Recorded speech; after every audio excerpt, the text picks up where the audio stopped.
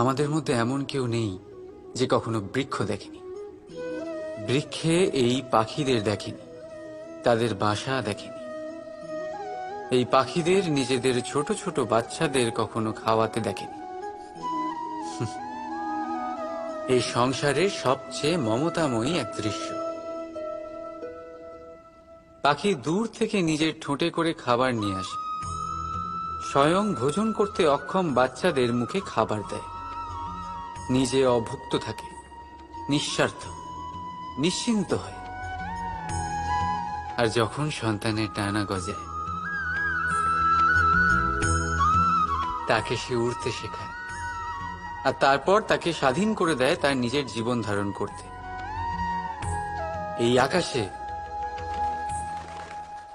উড়ে বেড়ানোর জন্য। আর আমরা মানুষেরা কি করি? যে সন্তানকে আমরা পাখিদের মতন লালন পালন করি, তাদের ডানা গজাতেই তাদের আমরা বেঁধে ফেলি, এই ভেবে যেন সে উড়ে দূরে না চলে যায়। এই নয় যে এই অবস্থায় মাতা পিতার সন্তানের প্রতি প্রেম থাকে না, অবশ্যই থাকে, কিন্তু তাতে প্রেমের থেকে মোহ বেশি প্রাধান্য পায়। সে নিজের আর তার সন্তানের ভবিষ্যতের মাঝখানে বাধা হয়ে দাঁড়ায়।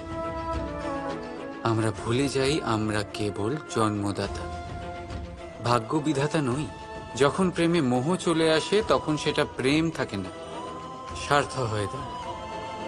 এই জন্য প্রেমকে কাছে রাখুন আর মোহকে দূরে, কারণ যার প্রতি প্রেম আছে তার বিকাশে বাধা দিতে নেই। রাধা রাধা। একজন পিতার জন্য তার সন্তান তার গর্ব, তার অহংকার, আর একজন সন্তানের কাছে তার পিতা আদর্শ, তার প্রেরণা। না বললেও পিতা তার সন্তানের সমস্ত ইচ্ছে বুঝে যায় আর সেটা পূরণ করার প্রাণপণ চেষ্টা করে।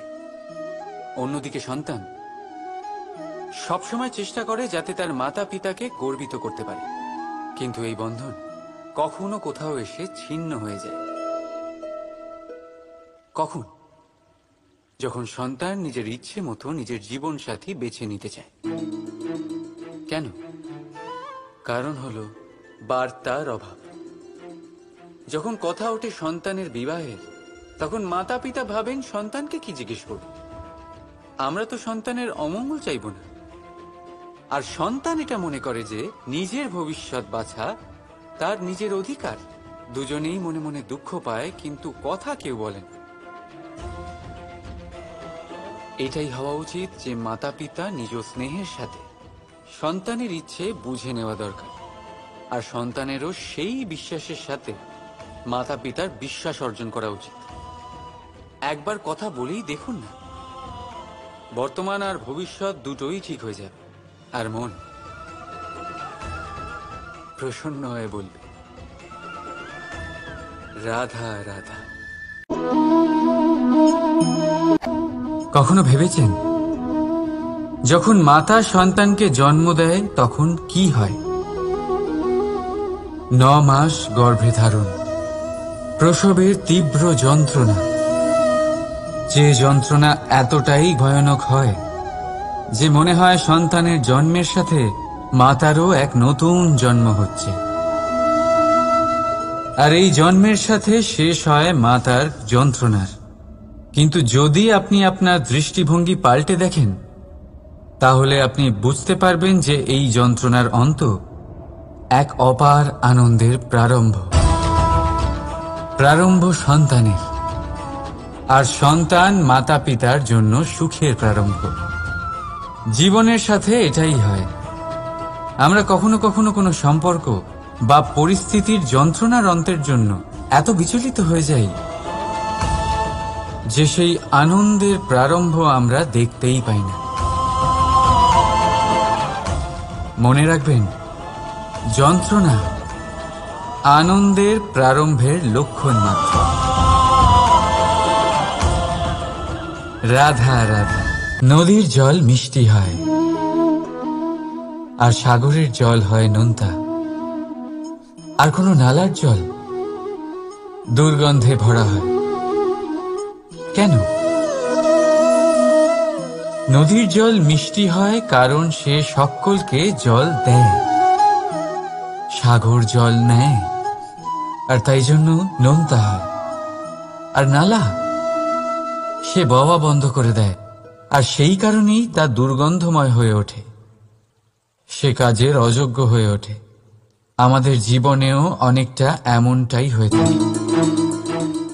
যদি নদীর মতন জীবনে কিছু দিতে শেখেন তাহলে জীবনে মিষ্টত্ব বজায় থাকবে। যদি সাগরের মতন ভাগ দেওয়ার বদলে শুধু সঞ্চয় করতে থাকেন তাহলে মনে তিক্ততা ভরে থাকবে। আর যদি নালার মতন বওয়া বন্ধ করে দেন, কর্ম করা ছেড়ে দেন, তাহলে কাজের অযোগ্য হয়ে যাবেন।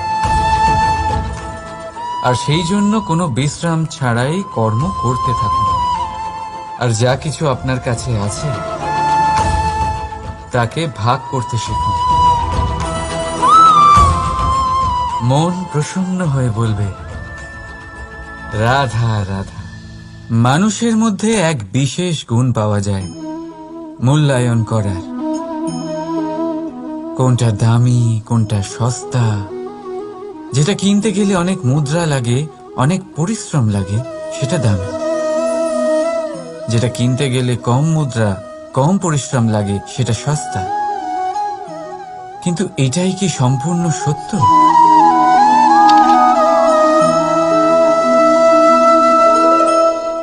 এখন আপনার সামনে একটা পাত্র আছে যাতে জল ভরা আছে, আর একটা সোনার মুদ্রা। বলুন, এই দুই বস্তুর মধ্যে বেশি দামি কোনটা? আপনি বলবেন সোজা ব্যাপার, সোনার মুদ্রাই বেশি দামি হবে। এই সোনার মুদ্রা দিয়ে আপনি এরম অনেক জলের পাত্র কিনতে পারবেন। চলুন, ঠিক আছে। এবার ভাবুন, আপনি যদি কোনো মরুভূমির মাঝে আটকে পড়েন, তৃষ্ণায় কাতর আপনি, তখন কোনটা দামি হবে?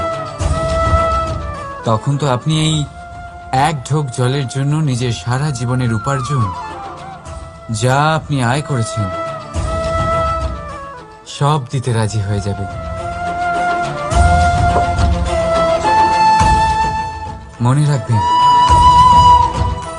জীবনে দামি বা সস্তা বস্তু নয়, পরিস্থিতি হয়।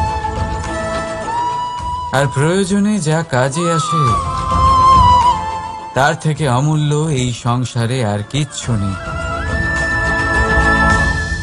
রাধা রাধা। এই পদ্মফুল দেখতে পাচ্ছেন আপনি? এটার একটা বিশেষত্ব আছে। জলের স্তর যতই বেড়ে যাক, এই ফুল সবসময় জলের ওপরেই ভাসে। আর এর কারণ হচ্ছে এর এই মৃণাল। যখনই জলের স্তর বাড়ে, ঠিক তখনই এই মৃণালও বাড়ে, আর এই ফুলকে জলের ওপরে ভাসিয়ে রাখে।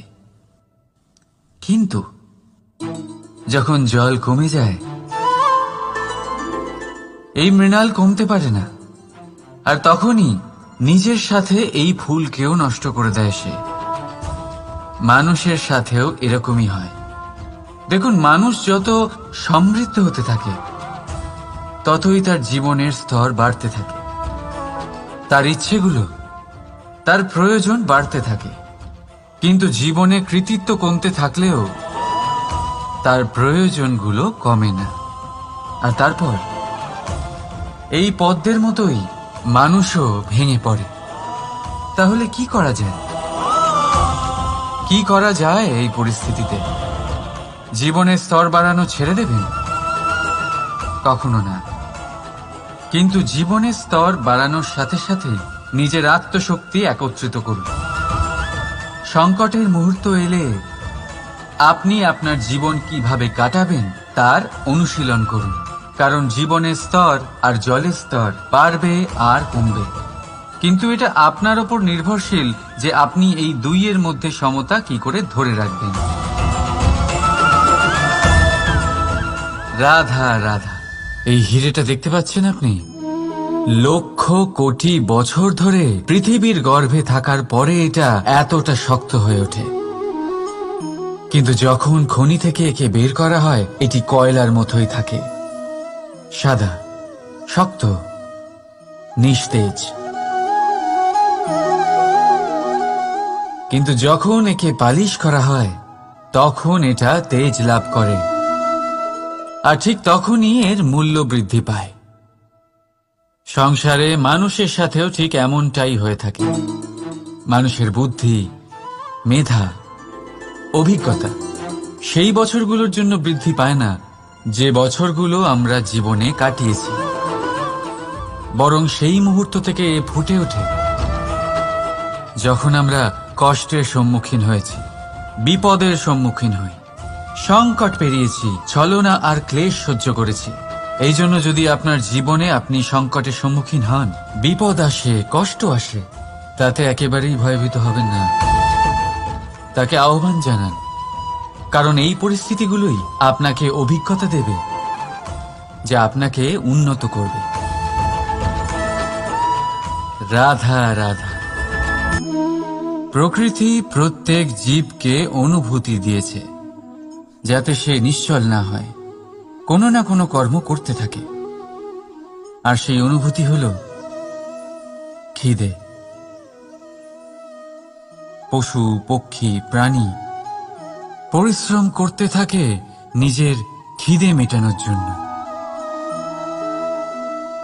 কিন্তু অন্য জীবের মতো মানুষের খিদে কি তার পেট অবধি সীমিত থাকে? পেটের খিদে মেটাতে মেটাতে কখন যে এই খিদে মন আর মায়ার তৃষ্ণায় রূপান্তরিত হয় আমরা বুঝতেই পারি না। আর বেশিরভাগ ক্ষেত্রে এই তৃষ্ণা অর্থ সংগ্রহ করা অবধি সীমিত থাকে। নিজের জীবন ধারণ ছেড়ে কার জন্য এই অর্থ সংগ্রহ করছেন আপনি? আগামী প্রজন্মের জন্য। বড়ই বিচিত্র, তাই না? নিজের জীবন ধারণ ছেড়ে অর্থ সংগ্রহ করতে করতে নিজের জীবনের সুখ বিসর্জন দিচ্ছেন, আর আগামী প্রজন্মকে কাজ করার থেকেও আটকাচ্ছেন। পুত্র যখন কুপুত্র তখন কেন অর্থ সঞ্চয়? পুত্র যখন সুপুত্র তখন কেন অর্থ সঞ্চয়? নিজের সন্তানকে সংস্কার দিন, অর্থ নয়। যদি সন্তান সংস্কারী হয় তখন সে নিজের এক সংসার তৈরি করবে। যদি সংস্কারহীন হয় তাহলে আপনার বানানো সংসার এমনি সে ভেঙে দেবে। জীবনে যদি কিছু সঞ্চয় করতে হয় তাহলে জ্ঞান সঞ্চয় করুন, প্রেম সঞ্চয় করুন, আর আমার সাথে ভালোবেসে বলুন রাধা রাধা। জীবনকে রথ বলা হয়, কিন্তু কেন? এখন আপনি বলবেন এই জন্য কারণ জীবনও ঠিক রথের মতোই চলতে থাকে। কিন্তু আপনি কখনো এই রথকে বোঝার চেষ্টা করেছেন? এই রথে সামনে ঘোড়া থাকে আর পিছনে চাকা। এই ঘোড়া হলো আপনার কর্ম, আর এই চাকা কর্মফল। এই ঘোড়া যেখানেই যায় রথের চাকাগুলি সেখানেই এগোতে থাকে। যদি আপনার ঘোড়া অর্থাৎ আপনার কর্ম শুভ সহজ পথে চলে তাহলে আপনার যাত্রাও আনন্দময় হবে। যদি কুকর্মের খারাপ পথে চলেন তাহলে আপনার যাত্রা খানা খন্দ দিয়ে ভরে যাবে। আপনার কর্মগুলিকে ঘোড়ার মতো নিয়ন্ত্রণে রাখুন। ফলের চাকা সর্বদাই আপনাকে মধুর পরিণামই দেবে। রাধা রাধা। সংসারে সব থেকে কঠিন কাজ কি? কেউ বলবেন পর্বত আরোহণ করা, কেউ বলবেন সাঁতার কাটা, কেউ বলবেন আকাশে ওড়া। কিন্তু বাস্তবে সত্যি কি এগুলি কঠিন? আসলে যদি দেখা যায় তো এগুলি কিছুটা আলাদা। যে কাজ আমরা করতে অভ্যস্ত নই আমরা তাকে কঠিন ভেবে নিই। যেমন সাঁতার কাটা আলাদা, পাহাড়ে ওঠার কলা আলাদা, আকাশে ওড়ার কলা আলাদা। যেমন কিছু মানুষ গণিত আর বিজ্ঞানকে কঠিন ভেবে নেয়, কিন্তু বাস্তবে এটা সাহিত্যের থেকে কিছুটা ভিন্ন, কঠিন নয়। দেখুন, এই সংসারে কঠিন কিছুই নেই, শুধু একে অপরের থেকে কিছুটা ভিন্ন। যেমন কোনো মানুষ হন সম্পর্ক হোক, কারোর চিন্তাধারা বা বিচার বুদ্ধি হোক, কখনো কখনো আমরা বুঝতে পারি না, কারণ আমাদের চিন্তাধারা ও বিচার বুদ্ধির থেকে সেগুলি আলাদা। কিন্তু যদি এটা বুঝে নেওয়া যায় যে সেটা কঠিন নয়, একটু ভিন্ন মাত্র, তাহলে অনেক সম্পর্ক বাঁচানো যেতে পারে। রাধা রাধা। আপনি কখনো কোনো পাখি দেখেছেন? তীব্র বায়ু, ভয়ানক বর্ষা, হিংস্র জীব একাধিকবার তাদের বাসা নষ্ট করে দেয়, কিন্তু তাও সে ঝড়ের সাথে ঝগড়া করে না। সে কখনো বর্ষাকে হিংসে করে না, আর না সে হিংস্র পশুদের ওপর প্রতিশোধ নেয়। সে শুধু স্থান পরিবর্তন করে, অন্য কোনো শক্ত ডালে আবার নিজের বাসা বানাতে উদ্যোগী হয়, আর তারপর সফল হয়ে নিজের পরিবার প্রতিষ্ঠা করে। আর তারপর কিছু মাসের মধ্যেই তার ছোট সন্তানদের আকাশে ডানা মেলে উড়তে দেখা যায়। অন্যদিকে একটি সাপ প্রহারের প্রতিশোধ নেওয়ার উদ্দেশ্যে মানুষের বসতিতে প্রবেশ করে, আর শেষে সে নিজেই মারা যায়। এই শিক্ষাই আমাদের মানুষদের জন্য প্রযোজ্য। প্রতিশোধের আগুনে মানুষ স্বয়ং ভস্ম হয়ে যায়, উত্থান থেকে পতনের দিকে নিয়ে যায়। তাই যদি জীবনে উন্নতি করতে হয়, তবে পরিবর্তনের চিন্তা নিয়ে কর্ম করুন, নয়তো প্রতিশোধ আপনাকে রসাতলে তলিয়ে দেবে। রাধা রাধা। এই সংসারের অন্তের এর বিনাশের প্রারম্ভ কিভাবে হয়? কোন যোগের মাধ্যমে, কোন ভয়ানক অসুরের আগমনে, নাকি প্রকৃতির রাগের কারণে? না, এই সংসারের বিনাশের প্রারম্ভ হয় আমি থেকে। এই আমি, এই তুমি, এটা আমি করেছি, ওটা তুমি করেছো, এটা আমার, ওটা তোমার, আদি ইত্যাদি। এই ভাব যখন মনে বাসা বেঁধে নেয়, সর্বপ্রথম ঘর ভাগ হয়, তারপর বসতি, তারপর প্রাণ, আর তারপর দেশ, আর সবার শেষে সমস্ত সংসার ভাগ হয়ে যায়। আর এই ভাগ হয়ে যাওয়া শেষে মনোমালিন্যে পরিণত হয়। এখন এমত অবস্থায় কি করা যেতে পারে? কিভাবে বাঁচা যায় এই পরিস্থিতির থেকে? কিভাবে দূরে থাকা যায় এই বিনাশের থেকে? উত্তর সেই একটাই, করুণা। একে অপরের দরকারগুলি বুঝুন, একে অপরের সমস্যাগুলি বুঝুন, একে অপরের দুঃখের সাথী হয়ে দাঁড়ান, একে অপরের সুখের ভাগীদার হন। আর শেষে যখন এই আমি আমরাতে পরিণত হবে, তখন এই বিনাশ নিজে থেকেই দূরে চলে যাবে। তাহলে আমরাতে বিশ্বাস করতে শিখুন, আর আমার সাথে ভালোবেসে বলুন, রাধা রাধা। এই মুদ্রা। এবারে ভাবুন, এটাই আমাদের জীবন, জীবনের সুখ আর দুঃখ। এই মুদ্রার, এই জীবনের দুটি দিক। কিন্তু যখনই আমরা ঈশ্বরের কাছে প্রার্থনা করি, তখনই আমরা সুখ চাই, আর সেই সুখ আসেও। আর যখনই সেই সুখ আসে, তখন ব্যক্তি সর্বপ্রথম তাকে ভুলে যায় যে দুঃখের সময় ওনার সাথে ছিলেন। আর এমত অবস্থায় উনি সাহায্য করেন না, উনি করেন উপকার। আর এই উপকারের বদলে মানুষের থেকে উনি নিজের জন্য শ্রদ্ধা চান। আর সেই শ্রদ্ধা, সেই চাহিদার কারণে উনি নিজেকে অন্যদের থেকে শ্রেষ্ঠ, অন্যদের থেকে ভিন্ন মনে করতে বিবশ হয়ে যান। আর আলাদা হবার কারণে তার মধ্যে জেগে ওঠে অহংকার, আর সেটাই হয় তার পতনের কারণ। এবার এতে কি করা যেতে পারে? কি চাওয়া যেতে পারে ঈশ্বরের কাছে? এই প্রশ্ন অবশ্যই মনে আসে। ঈশ্বরের কাছে চান সুখ, শুধুমাত্র ততটাই যাতে অহংকার না আসে, আর দুঃখ ততটাই যাতে শ্রদ্ধা না চলে যায়। রাধা রাধা। এই সংসারে এমন কিছুই নেই যা সব সময় একই থাকবে। যা কিছু নির্মাণ হয়েছে তা একদিন অবশ্যই ভেঙে পড়বে, কিন্তু এই ভেঙে যাওয়ার বিশ্লেষণ আপনি কিভাবে করবেন তা আপনার উপরে নির্ভর করছে। ওই আকাশের দিকে তাকান, ওই মেঘ, ওটাও ভেঙে পড়ে, কিন্তু নিজে ভেঙে পড়ার সাথে বর্ষাকে তৈরি করে যায়। মাটির ডেলা অবশ্যই ভেঙে পড়ে, কিন্তু ব্যবহারযোগ্য মাটির রূপ নিয়ে। এই ধরিত্রীর বুকে কোনো এক বীজ যখন ভেঙে পড়ে, তখন ধরিত্রীর উপর এক বিশাল আকারের বৃক্ষ নির্মাণ করে। যদি জীবনে কিছু ভেঙে পড়ে, তাহলে নিরাশ হয়ে পড়বেন না, নিজের সাহস হারাবেন না। ধনাত্মক দৃষ্টিভঙ্গি দিয়ে দেখতে চেষ্টা করুন। মনে করুন, নিয়তি নিশ্চয়ই আপনার জন্য আরো ভালো কিছু ভেবে রেখেছে, যা ভবিষ্যতে আপনার প্রতীক্ষা করছে।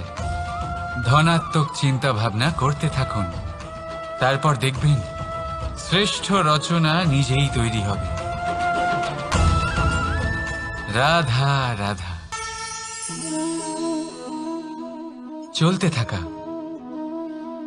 থেমে যাওয়া, বিশ্রাম নেওয়া, তারপর দম নিয়ে পুনরায় দাঁড়িয়ে পড়া, আর তারপর আবার সেই পথ চলা।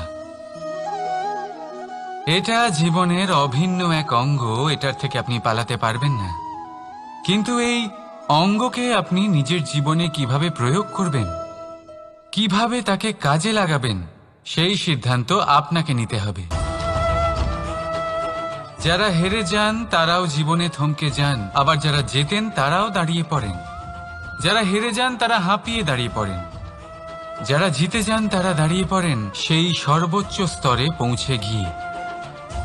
এবার দাঁড়াতে তো আপনাকে হবেই, তা হতেই হবে। কিন্তু কখন কিভাবে দাঁড়াবেন, ক্লান্ত হয়ে নাকি সর্বোচ্চ স্তরে পৌঁছে গিয়ে, সেই সিদ্ধান্ত আপনার।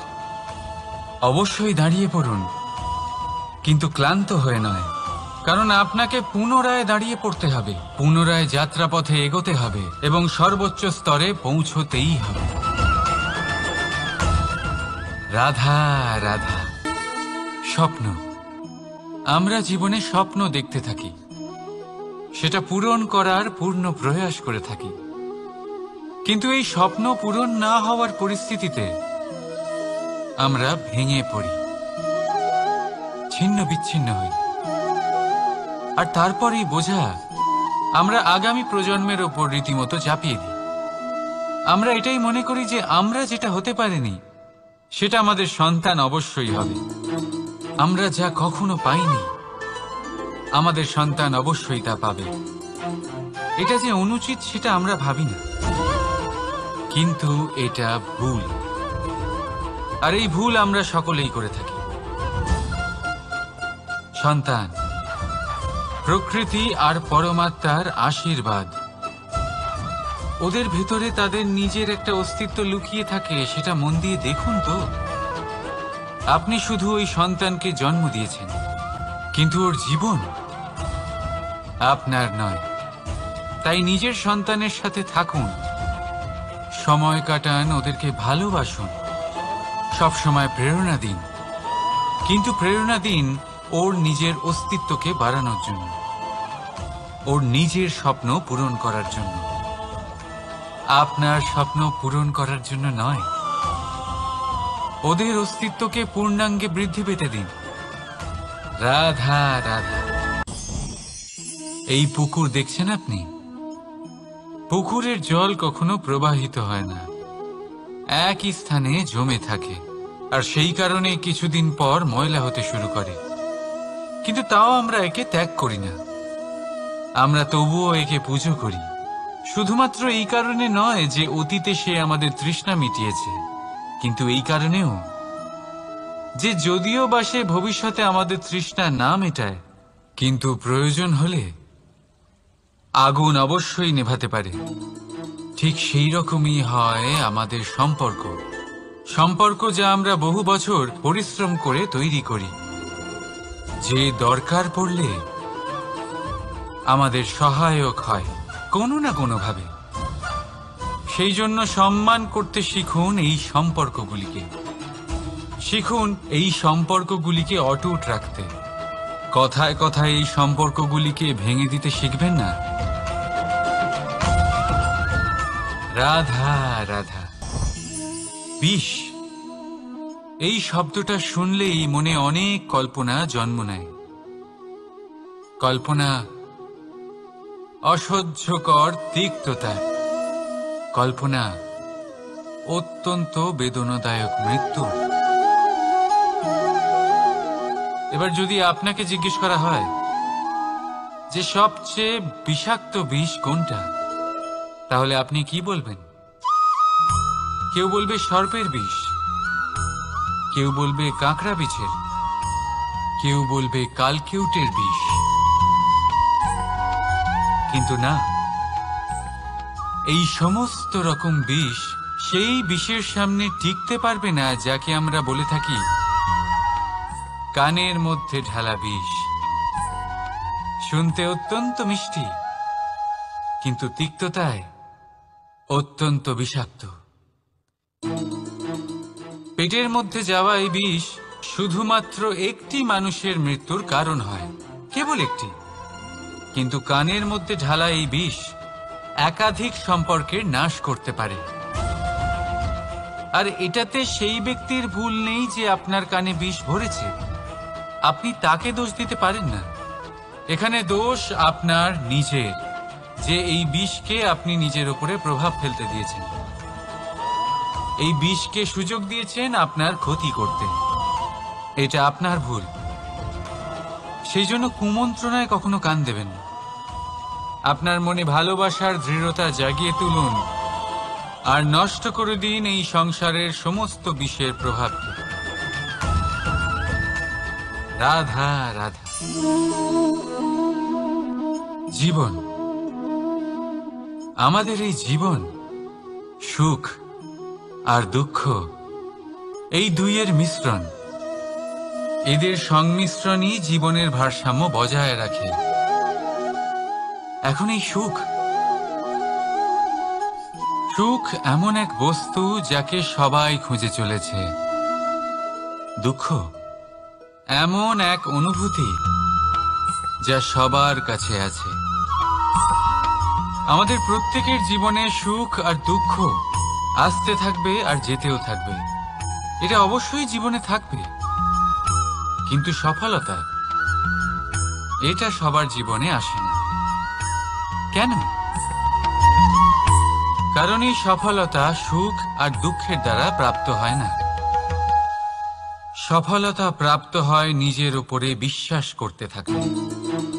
আকাশের ওই সূর্যকে দেখুন।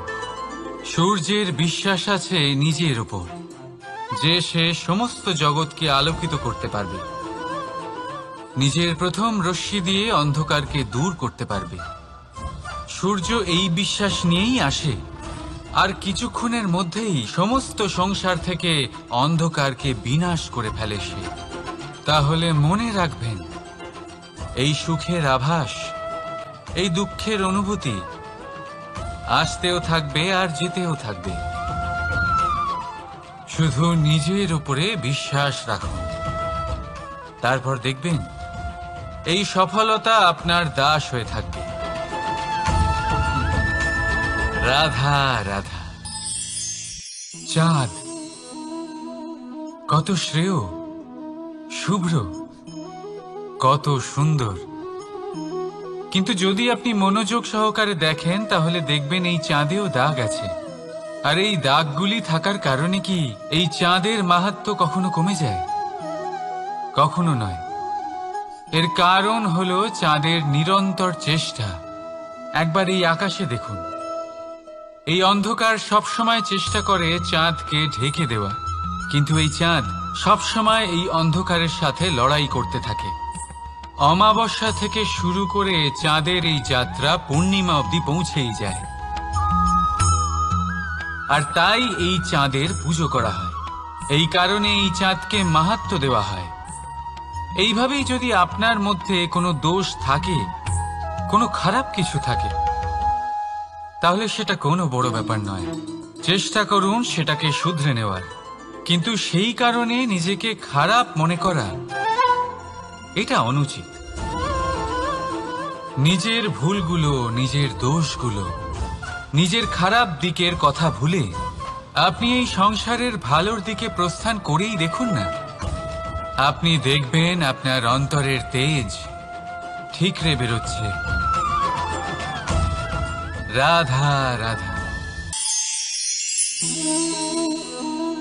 এই পিঁপড়েদের দেখছেন আপনি? বাড়ি বানানোর জন্য মাটি সংগ্রহ করতে পটু, কেউ ঢিপি বানাতে পটু, কেউ খাবার খোঁজায় পটু, আবার কেউ সেই খাবার আনায় পটু। ঠিক সেরকমই হয় মানুষেরা।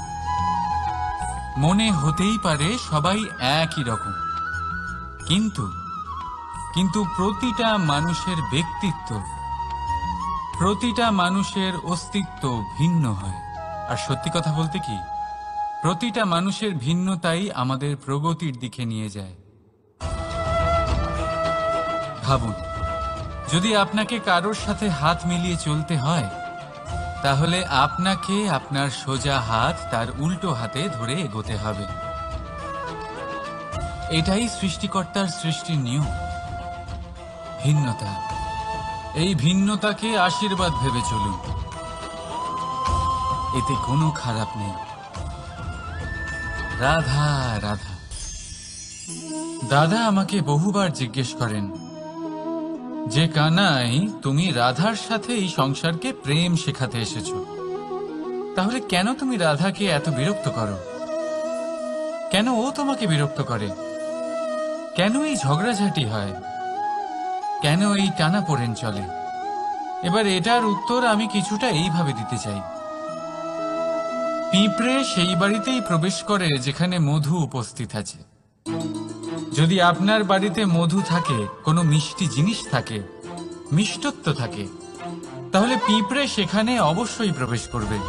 ঠিক এইরকমই হয় আমাদের সম্পর্ক। এর মধ্যে ছোটখাটো ঝগড়াঝাটি, টানাপোড়েন, রাগ করা, মন ভাঙানো, এই সব তো চলতেই থাকে, বিশেষ করে সেই সম্পর্কগুলিতে যেখানে মিষ্টত্ব আছে। মনে রাখবেন, যেই সম্পর্কে কোনো খুনসুটি নেই, রাগ করা, মান ভাঙানো নেই, কোনো ছোটখাটো ঝগড়াঝাটি নেই, সেই সম্পর্ক শুধুমাত্র মস্তিষ্ক দিয়ে পালন করা হচ্ছে, মন থেকে নয়। তাই মন থেকে ভালোবাসতে শিখুন। আর এই ছোটখাটো ঝগড়াঝাটির, এই অম্ল মধুর খুনসুটির আনন্দ উপভোগ করুন, কারণ এতেও ভালোবাসা আছে। রাধা রাধা। চারিদিক থেকে ঘিরে ধরে, তখন এই অহংকার আমাদের ছায়ার মতোই বিলুপ্ত হয়ে যায়। তাই সেই কারণে আপনার জীবনে সংকটের আগমন আপনার অহংকার নষ্ট করেই দেবে, কিন্তু তার জন্য সংকটের অপেক্ষা কেন করবেন? এই অহংকারকে বাড়তেই দেবেন না, উৎপন্ন হতেই দেবেন না। বিবেকের সুতো দিয়ে বেঁধে রাখবেন একে। দেখুন, আমি শ্রেষ্ঠ, এটা বিশ্বাস করতে কোনো আপত্তি নেই, কিন্তু শুধুমাত্র আমি শ্রেষ্ঠ, আর কেউ নয়। এই আত্মসম্মান নয়, এ হলো অহংকার। আর অহংকার আর কিছুই নয়, শুধু পতনের দিকে প্রথম পদক্ষেপ। আর এই জীবনে পতনের দিকে নয়, প্রেমের দিকে এগিয়ে যান। আর আমার সাথে ভালোবেসে বলুন, রাধা রাধা। আপনি কি কখনো ফলে ফুলে পরিপূর্ণ বৃক্ষ দেখেছেন? তার ডালগুলো কিরকম স্বাধীনভাবে বেড়ে ওঠে, কিন্তু যদি এই ডালগুলো মূলের সাথে ঠিকভাবে যুক্ত না থাকে, সেই বৃক্ষের মূলগুলি গভীর না হয়, তাহলে কি হবে? তাহলে কি সে সেই সব সুবিধা পাবে? কখনোই নয়। সেই বৃক্ষের ডাল পড়ে যাবে, সেই বৃক্ষ ভূমিষ্ঠ হয়ে যাবে। ঠিক সেইভাবেই চিন্তাভাবনার স্বাধীনতার আনন্দ আপনি তখনই আস্বাদন করবেন যখন আপনার শিক্ষা গভীর হবে। তাই স্বাধীন থাকুন দৃষ্টিভঙ্গিতে, কিন্তু যুক্ত থাকুন শিক্ষার সাথে। রাধা রাধা। সমাজ, আমরা এই সমাজে বাস করি আর বহুবার একটা গুরুত্বপূর্ণ কথা ভুলে যাই। এই সমাজ আমরা সকলে মিলে তৈরি করি। সমস্ত সময় কাটিয়ে দিই এইটা ভাবতে ভাবতে যে এই সমাজ কি ভাববে, আমার কি করা উচিত, আমার কি ভাবা উচিত, কি পড়া উচিত, কোনটা সঠিক কোনটা ভুল। যদি আমি এটা করি তাহলে কয়েকজনের এটা মনে হবে না তো যে আমি খারাপ, যখন আমি তা নই। মনে ভয় উৎপন্ন হয় সেই কয়েকজন মানুষের জন্য। তার কারণ হলো আমরা আমাদের মনের কথা শুনতে পাই না, না শুনতে পাই, না বলতে পারি, আর না করতে পারি। সেই কয়েকজন মানুষের ভয় আমরা খারাপের বিরোধিতা করা ছেড়ে দিই। কিন্তু কখনো নিজেকে জিজ্ঞেস করুন, শেষ পর্যন্ত কারা এই কয়েকজন মানুষ? এই সংসারে প্রতিটি মানুষেরই নিজের আলাদা আলাদা ব্যক্তিত্ব আছে, আলাদা দৃষ্টিভঙ্গি আছে। তাই যদি আপনি এটা ভাবেন যে আপনি সবাইকে খুশি করতে পারবেন, তাহলে আপনি ভীষণ বড় ভুল করছেন। জীবনে কর্ম তাই করুন যাতে আপনার অন্তরাত্মা সন্তুষ্ট হয়, আর অন্তরাত্মা সন্তুষ্ট তখনই হবে যখন আপনার কর্ম শুভ হবে। তাই নিজের মনের কথা শুনে এই সংসারে শুভ কর্ম করতে থাকুন, তবেই এই সংসারের কর্মে আপনি সার্থক হবেন। রাধা রাধা।